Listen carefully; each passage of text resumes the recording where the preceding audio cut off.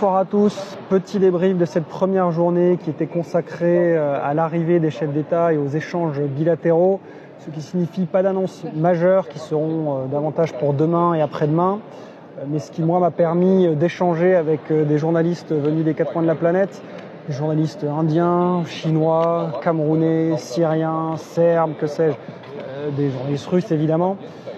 Et ce qui permet de dresser un premier constat de façon assez dramatique, ce n'est pas la Russie qui est isolée, c'est l'Occident qui s'isole du reste du monde avec son attitude vis-à-vis de la Russie. Ce constat est tellement flagrant que même CNN aujourd'hui est contraint de le faire. Le média américain écrit, je cite, « Poutine est loin d'être seul » et CNN voit l'émergence d'une coalition de pays qui se tient derrière la Russie et espère voir un changement dans la gouvernance mondiale.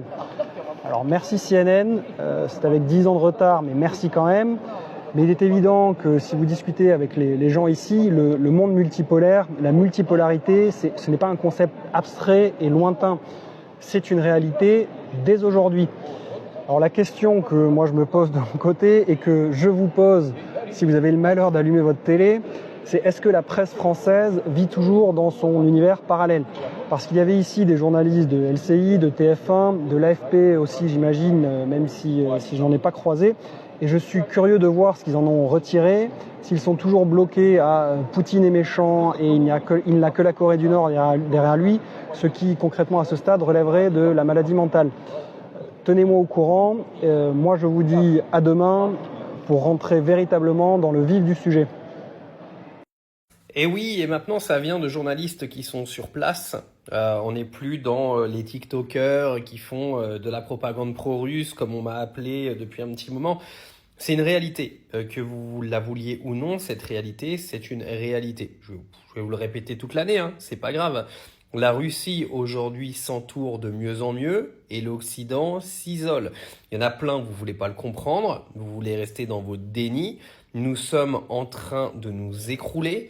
La Russie est en train de faire exploser son PIB et surtout de s'entourer de pays de plus en plus influents dans l'économie mondiale. Je parle maintenant des Émirats arabes unis, entre autres, qui vont rejoindre les BRICS. Je parle de l'Arabie saoudite, qui devrait rejoindre prochainement. Pour ceux qui n'ont toujours pas compris, l'économie mondiale a la virée là-bas. Elle n'est plus là-bas, elle est là-bas maintenant. Et les Russes ont tout compris. Et je vous le dis, ce sera très facile pour la Russie de s'entourer de ces pays-là. Alors arrêtez d'être dans le déni, arrêtez de croire qu'aujourd'hui nous sommes en train de gagner quelconque influence au niveau du monde, que l'Occident devient de plus en plus fort. Nous sommes clairement en train de nous affaiblir, nous sommes clairement en train de nous faire démonter par la Russie, et ce, depuis les sanctions qui ont été prises contre Vladimir Poutine et son État, depuis l'invasion en Ukraine, sanctions qui, en gros, sont venues nous expliquer à l'époque, Bruno Le Maire, que l'économie russe allait s'effondrer, que Poutine allait mourir, qu'il avait un cancer. Et aujourd'hui, bizarrement, c'est toujours la Resta qu'il est. Il est sûrement le chef d'État le plus craint du monde. Et aujourd'hui, la Russie devient de plus en plus forte.